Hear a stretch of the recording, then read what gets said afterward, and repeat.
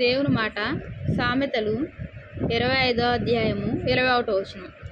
నీ పగవాడు ఆకలిగొనిన ఎడల వానికి భోజనము పెట్టుము, దప్పిగొనిన ఎడల వానికి దాహమిమ్ము. అట్లు చేయుట చేత వాని తల మీద నిప్పులు కుప్పగా పోయదు, యెహోవా అందుకు నీకు ప్రతిఫలం ఇచ్చును.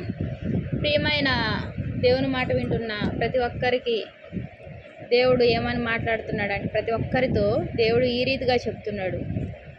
నీ పగవారు, నిన్ను ఇష్టపడని వారు, నిన్ను ద్వేషించేవారు, నిన్ను చేదరించుకునేవారు, నువ్వంటే ఇష్టపడిన వారు, నీ గురించి గుసగుస మాట్లాడేవారు, నీ మీద నిందలు వేసేవారు, ఇంకా నేను చూసి హేళనగా మాట్లాడేవారు, నువ్వు వారి ప్రక్క నుంచి వెళ్తుంటే అపహాస్యం చేసేవారు, అసహించుకునేవారు. ఇలాగా ప్రతి ఒక్కరి జీవితంలో శత్రువులు ఉంటారు.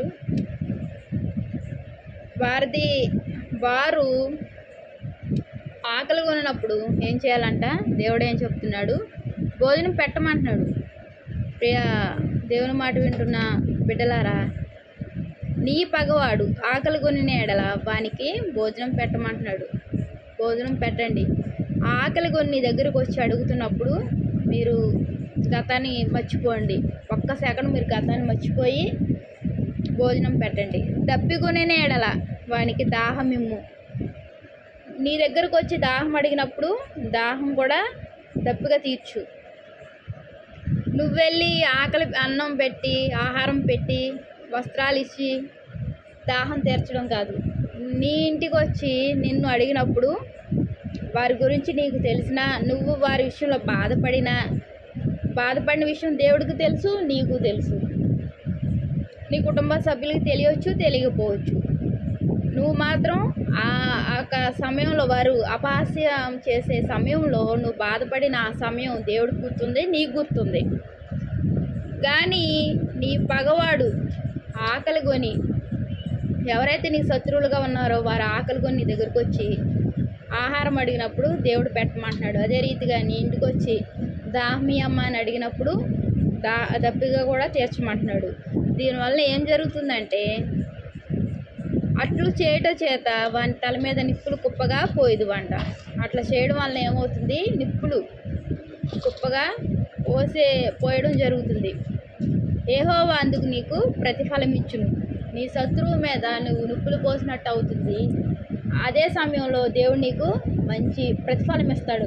నువ్వు శత్రువును కూడా ప్రేమించి నీ దగ్గరికి చెయ్యి చాపి అడిగినప్పుడు నువ్వు సహాయం చేసావు కాబట్టి నీ సహాయానికి తగినట్టు ఆయన ఇంకా నీ విషయంలో ఇంకా ఆయన గొప్ప కార్యాలు చేస్తాడు.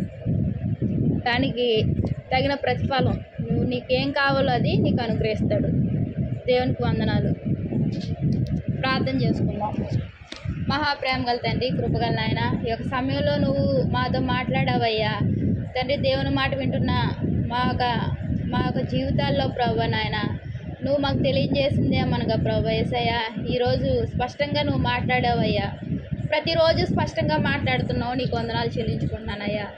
మాట్లాడే దేవుడివి, నువ్వు మాట్లాడుతున్నావు, నీకు వందనాలయ్యా.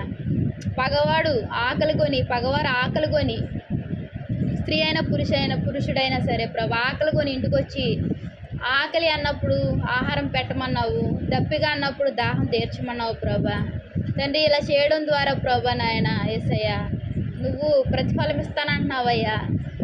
మేము చేసిన సహాయానికి రెట్టింపుగా నువ్వు ఆశీర్వదించే దేవుడుగా ఉన్నానని నువ్వు మాట్లాడుతున్నావు ప్రభా. నీ యొక్క ప్రేమను బట్టి వందనాలు చెల్లించుకుంటున్నాను ప్రభా.